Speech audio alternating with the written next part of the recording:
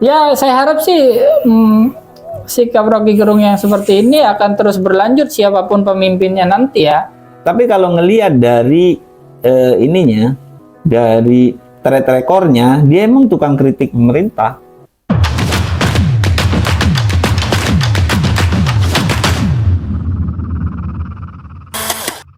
Assalamualaikum warahmatullahi wabarakatuh. Kali ini saya bersama Pak Yuda Siap. akan ngomongin seputar trending-trending di Twitter. Yang pertama masalah prewed yang bikin Bukit Teletubbies kebakaran. Oke, Itu netizen itu rame banget. Yang akhirnya WO-nya itu ditangkap. Sudah diamankan ya? Sudah diamankan. Terus lokasi wisatanya itu sementara ditutup. Yang paling rugi siapa? Yang paling rugi ya tentunya masyarakat sekitar menurut saya. Terus masyarakat sekitar yang jualan ya. Ada yang jualan, betul. ada yang kerja di situ. Dan juga wisatawannya. Wisatawannya. Yang pengennya lihat Bukit Teletubbies akhirnya nggak ada. Nggak ada. Tuh. Kalau orang-orang dekat masih mending ya. Dia bisa balik beberapa hari lagi. Ya. Cuman kan pengunjung wisata Bromo itu kan jauh-jauh. Ya betul, dari berbagai daerah. Belum yang udah booking tiket, booking hotel dan lain-lain. Belum lagi orang yang jualan. Emang ada orang jualan di sana ya? Iya kan di pintu masuknya biasanya kan ada orang jualan. Iya, yang pastinya merugikan inilah pendapatan masyarakat sekitar. Sektor pemasukannya pariwisata. Di bidang pariwisatanya. Terus yang rugi lagi itu pengantennya, mempelainya apa WO-nya yang lebih rugi? Kalau dibilang lebih rugi ya. Lebih rugi mana nih? WO-nya apa mempelainya? WO-nya. WO-nya. Karena dia berkepanjangan nih. Nah, kepercayaan konsumen terhadap WO-nya dia akan turun nih. Nama baiknya ya, nama baik perusahaannya ya. Citranya jadi jelek. Walaupun gimana? Kalau si mempelainya kan ya dia sekali habis dihujat selesai karena dia nggak usaha di pernikahan kan. Berarti yang bertanggung jawab itu WO ya? Buktinya yang ditangkap kan WO-nya. Betul. Yang ditangkap WO-nya. Itu walaupun idenya kita nggak tahu. Oke, benar. Konsep prewed itu idenya dari siapa kan kita nggak tahu. Betul, makanya di ini penyelidikan ya. Cuman apa itu sudah jadi tersangka? Enggak. Karena dia melibatkan banyak orang. Jadi ada keterangan dari kepolisian itu memang belum ditetapkan belum ada yang ditetapkan tersangka. Masih saksi dari kejadian itu ya. Beberapa orang masih menjadi saksi dan masih diminta keterangan. Ya intinya sih semuanya rugi lah ya. Mereka pun nggak mau, WO yang nggak mau sampai kejadian seperti ini. Cuman memang harus ada yang bertanggung jawab. Siapa yang paling bertanggung jawab? Cuman gini ya, kalau misalkan itu terjadi nih, sebaiknya apa sebetulnya yang harus dilakukan supaya nggak terjadi lagi? Pada saat itulah. Pada saat itu. Pada video yang beredar itu kan gini. Begitu kebakaran, mereka itu terlihat kayak santai-santai gitu loh. Cuman ada yang perempuan itu yang kelihatan panik, yang lain kayaknya santai. Betul. Kalaupun misalnya mereka harusnya setelah kejadian itu apa yang mereka lakukan itu harusnya mereka lapor ke penanggung jawab di lokasi situ. Ya, pihak yang berwajib lah. Ya. Cuma mungkin kalau lapor ntar takut dimarahin atau disalahin apa gimana? Bisa juga sih ada ketakutan itu ya. Apa dia nggak izin dulu menyalakan itu? Tentunya jadi begitu kejadian begitu kejadian dia malah takut karena awalnya nggak Betul. izin ada Bisa kegiatan bakar flare itu ya. Ya, Bisa jadi kayak gitu. kemungkinan kalau dia izin sih kayaknya sih nggak boleh ya. Harusnya. Kalau misalkan dia sudah izin misalkan, tapi dibolehin, sebetulnya kesalahan juga ada di yang memberikan izin. Oh iya, iya benar Iya benar kan? benar. Jadi pihak pengelola juga Bertanggung harusnya jawab. dimintai pertanggungjawaban. Tapi mudah-mudahan masalah itu segera kelar. Nih kita buka sekarang nih. Sah. Kita mau buka Twitter. Nah, ini yang suddenly. Apa nih? Oh ini postingan nih. Rocky Gerung dipersekusi. Diskusi tapi berakhir dengan persekusi. Tapi saya nggak tahu sih bahasanya tentang apa dia. Konteksnya dong. Hah? Bahasanya tentang apa? Enggak, Rocky Gerung itu emang beberapa hari ini sering dipersekusi. Setelah dia lolos dari jeratan itu pencemaran nama baik yang gara-gara dia bilang bajingan Apalah apa gitu ya.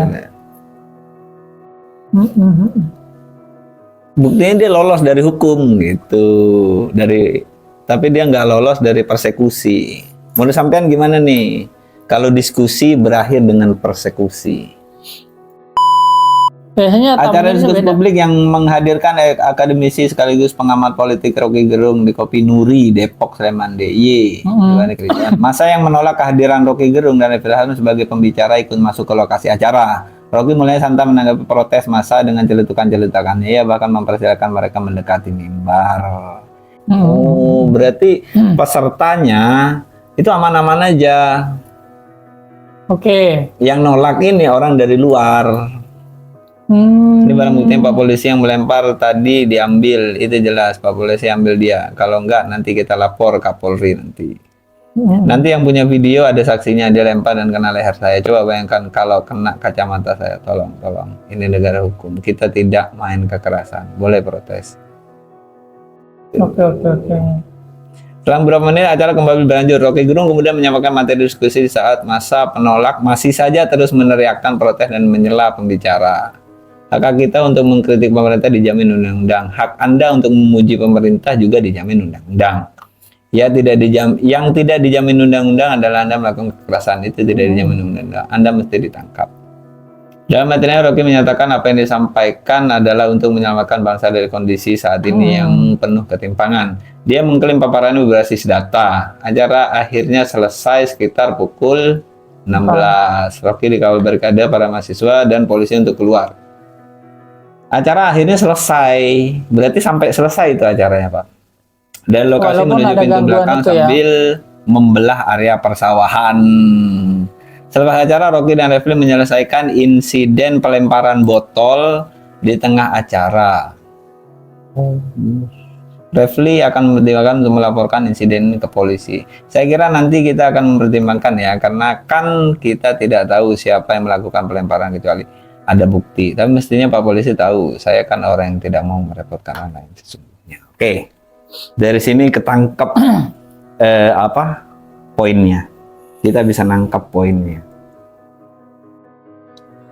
Jadi kan nggak semua ini kan, nggak semua peserta acara tersebut yang menolak kedatangan beliau. Kalau dari yang kita baca ini, pesertanya aman-aman aja. Aman-aman aja ya. Orang-orang yang di luar peserta, ada sekelompok orang yang menolak itu. Yang menolak ya Rocky Gerung dengan Refli Harun. Ya. Berarti emang dari awal si pelaku itu emang tidak suka gitu ya? Si pelaku, iya. Kayaknya dari awal dia emang udah nggak suka. Dia dengar, dia akan ke sini, beliau-beliau ini akan datang ke daerahnya, dia nggak mau gitu. Iya. Soalnya tentunya dua orang ini pastinya diundang kan, datang ke situ. Ini ada kaitannya nggak dengan kebiasaan kita dalam berdiskusi, bermusyawarah dan bermufakat. Seberapa minat kita dengan diskusi masyarakat? Kayaknya sih belum ideal ya menurut saya. Diskusi itu apalagi dengan orang yang jumlahnya banyak sih. Kayaknya menemukan mufakat sulit. Itu menurut saya sih. Ya gimana ya? Menurut saya kalau diskusi ya nggak harus banyak orang sih. Kalau dipublish boleh. Kalau menurut saya kan gimana? Tapi kan ini yang protes itu dia yang istilahnya bukan peserta. Ya. Mungkin juga panitia tidak tahu akan ada kejadian seperti itu. Oh tapi ya benar. Ini harusnya panitia juga harus bertanggung jawab. Kalau memang ada orang luar yang masuk ke situ, sekelompok massa. Iya. Jadinya kan kurang aman ininya. Apalagi di masa-masa menjelang pemilu kayak sekarang. Betul. Diskusi-diskusi seperti ini bisa sangat sensitif ya. Ya, sensitif dan memicu terjadinya kekisruhan. Kalau terjadi kisruh seperti ini, yang salah siapa?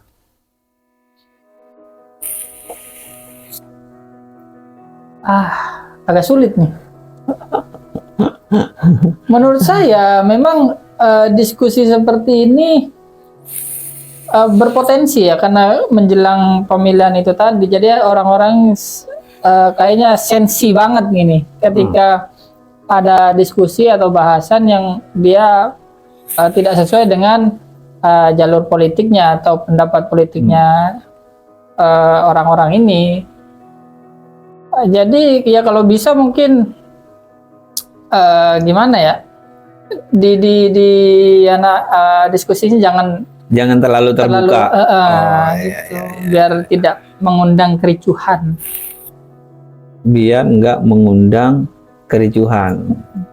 Ya bisa diskusi di ini aja, di online aja, kayak bagaimana kan, seperti itu masih bisa sekarang. Daripada seperti ini kan fisik juga main. Iya. Bahaya. Ini juga membahayakan ke narasumber ya. Betul. Makanya saya bilang tadi panitia harusnya bertanggung jawab lah kalau sampai terjadi keributan kayak gini. Dan kalau menurut saya sih ini berawal dari salah paham aja. Jadi kita jangan terbiasa untuk mencap sesuatu atau seseorang atau entitas tertentu itu benar 100%, benar sepenuhnya atau salah sepenuhnya. Seperti Refli Harun atau Rocky Gerung, ini nggak mungkin dua orang ini benar sepenuhnya atau salah sepenuhnya. Jadi kita emang harus skeptis ya. Kita harus skeptis, kita harus membuka wawasan, berhusnuzon kan gitu kan. Betul. Bahwa setiap orang itu punya sisi buruk atau setiap orang itu punya sisi baik, itu ya normal-normal aja gitu. Sebetulnya yang harus pinter ya kitanya sendiri sih. Ya kita kan harus bisa memilah, kiranya baik ya kita ambil, yang buruk ya nggak usah lah. Tuh, nggak usah kita terima dalam hal ini ke diri kita sendiri gitu loh. Nggak. Kalau sampean jadi Rocky Gerung, yang sampean protes siapa? Saya sebagai Rocky Gerung, panitia. Ya. Iya. Panitia. Ini kan bisa ada kejadian seperti ini gitu. Dan juga pihak keamanan juga gimana itu? Kalau misalkan dia tidak di dalam anggota acara tersebut, misal bukan peserta lah ya, kok bisa dia sampai masuk situ? Nah, keamanan dalam sebuah acara itu masuk dalam ranahnya panitia. Oh iya juga sih. Dia masuk dalam ranahnya panitia. berapa banyak personil, terus bagaimana konsep pengamanannya itu harus berkoordinasi dengan panitia. Jadi bisa jadi ini personilnya kurang, koordinasinya juga ya, kurang. koordinasinya juga kurang. Soalnya kalau kita tanya, kamu misalnya Rocky Gerung kita tanya, kamu kenapa mau hadir di situ? Kan rawan konflik misalnya. Kan Rocky Gerung pasti akan jawab, lah kan saya diundang. Betul. Kita nggak bisa nyalahkan Rocky Gerung atau Refli Harun untuk menolak itu, karena dia diundang. Yang jelas panitia bertanggung jawab atas undangan mereka, tamu atau pembicara mereka. Itu tamu yang VIP loh. Pembicara itu kan tamu VIP, dia harus memastikan mereka minimal yang 2 orang itu merasa aman. Betul. Ya, jadi sepakat bahwa yang paling bertanggung jawab adalah panitia. Oke. Mantap. Agak sedikit berat barusan bahasan kita ya. Gara-gara Rocky Gerung nih. Tapi Rocky Gerung itu menurut sampean gimana? Rocky Gerung, ya kalau saya sih prinsip berpikirnya adalah apa yang baik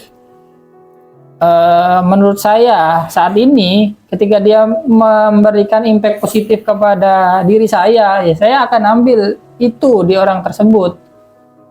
Di orang yang sama, ketika dia memberikan impact negatif, ya saya nggak bisa terima, nggak terima aja udah. Dia kan Rocky Gerung identik dengan pernyataan-pernyataannya. Pernyataan apa yang sampean masih ingat? Kalau wah ini saya setuju banget nih. Dia cara berpikirnya sih, kalau saya pernyataannya sih saya nggak pernah meng-highlight ya. Cuman cara berpikirnya aja dia membongkar sebuah kasus atau membongkar sebuah pertanyaan. Individu, kebijakan dan lain sebagainya. Itu aja yang saya ini, cara berpikirnya seperti ini. Sangat tertata gitu ya. Ya, filosofisnya dan lain sebagainya. Kalau Ya, saya gitu aja. Rocky Gerung ini dulu saya sempat agak agak sentimen sama Rocky Gerung. Tapi setelah saya saya lihat videonya, pernyataannya seperti apa, track recordnya seperti apa. Ternyata Rocky Gerung ini bukan orang baru. Rocky Gerung ini emang udah puluhan tahun dia menjadi pakar pakar apa sih nyebutnya? Kayak pengamat politik filosofi lah. Ya, filosofi ya, dia basicnya emang filosofi dia. Orang filsuf. Fakultas filosofi ya? Filsafat. Iya. Betul. Dia orang filsafat. Dulu saya sempat sentimen. Cuman Kenapa? beberapa bulan terakhir lah saya lihat, wah ternyata dia itu saya bukan jadi suka, enggak. Saya cukup bisa membreakdown posisi dia, Meredam ininya tadi sentimen tadi ya. Ya pada akhirnya saya sudah nggak sentimen lagi. Saya sudah bisa menempatkan posisi Rocky Gerung itu di mana. Jadi kalau menurut saya Rocky Gerung itu ada di ranah idealis. Jadi dia selalu bicara tentang negara secara ideal. Oke. Yang tentu negara ideal versi Rocky Gerung ini sangat berbeda dengan apa yang sudah bisa diciptakan oleh pemerintah, apa yang sudah bisa diupayakan oleh pemerintah. Oh iya. Sementara pemerintah ini ada di ranah bukan idealis deh, tapi realistis. Ya. Itu yang beda. Rasional. Ya, realis. Iya. Ya, yang realistis lah. Bukan ideal. Paham. Keadaannya kayak begini loh sekarang. Keadaannya gitu sekarang kayak gini. Yang bisa dilakukan oleh pemerintah itu seperti ini. Gitu. Pemerintah nggak mungkin memenuhi apa yang diminta oleh Rocky Gerung. Karena yang diminta oleh Rocky Gerung itu butuh proses yang lebih ya, panjang tetap lagi. butuh waktu, butuh proses, butuh waktu. Sementara Rocky Gerung dia nggak mau apa ya, toleransi, karena dia tetap sampai kapanpun dia ada di ranah idealis tadi ini. Betul. Jadi selama negara ini belum ideal, seperti itu, belum seperti yang dimaksud. iya, belum ideal versi Rocky Gerung, maka dia akan mengkritik siapapun pemerintahnya. Iya. Ya, saya harap sih sikap Rocky Gerung yang seperti ini akan terus berlanjut siapapun pemimpinnya nanti ya. Tapi kalau ngelihat dari ininya, dari track recordnya, dia emang tukang kritik pemerintah. Ya, dan menurut saya memang perlu ada orang seperti itu. Iya, dari sebelum Jokowi. Oh ya, Rocky Gerung emang udah ngeritik pemerintah. Emang perlu bahwa ada orang yang berada di ranah seperti ya ideal, ada di ranah ideal. Jadi tetap dia menyuarakan idealismenya. Nah, mahasiswa harusnya berada satu gerbong dengan Rocky Gerung. Dia jangan bertoleransi dengan penguasa. Dengan penguasa yang dalam hal ini belum bisa sampai ke tahap ideal. Masih berada di tahap realistis, sesuai dengan realita yang ada. Jadi standarnya harus tetap tinggi di ideal itu tadi ya. Kalau ideal itu tinggi, kayak ideal itu ya udah tempatnya di situlah. Idealnya kayak gitu. Kayak gaji di sini karyawan berapa, kan belum ideal. Gaji guru berapa, kan belum ideal. Gaji pegawai negeri berapa, itu belum ideal. Jelas belum ideal. Kenapa? Karena kita punya pembanding dengan negara-negara yang lain, kan gitu. Ya, negara berkembang yang lain. Ya, negara berkembang yang lain. Ya tentu kalau ideal, dia nggak mungkin mengcompare dengan negara berkembang. Ya. Nggak mungkin dong, dia pasti dengan negara yang lebih maju, yang di atas kita. Karena bagaimanapun masyarakat ini inginnya kita kan terus maju gitu. Jadi bukan hanya jadi negara berkembang. Betul. Itu memang harus ada orang yang seperti beliau. Nah, sayangnya orang-orang yang berada di ada di pihak Rocky Gerung ini nggak banyak. Tidak banyak. Kebanyakan setelah jadi nggak lama dia jadi sosok yang idealis, terus dia diangkat jadi biasanya masuk ke pemerintahan, diajak berkoalisi lah ya. Setelah dia jadi komisaris, kalau Rocky Gerung misalnya masuk jadi komisaris, ya tentu aja dia nggak akan bisa idealis lagi. Betul. Dia harus berada di luar sistem. Nggak mungkin dia kritik pemerintah tapi makan gaji dari pemerintah, kan nggak mungkin. Iya betul. Jadi mahasiswa harus berada di posisi ini. Nah, Rocky Gerung ini dia memang pengkritik, tapi dia sangat terlatih untuk tidak membawa kebijakan yang dia kritik dengan orangnya secara personal.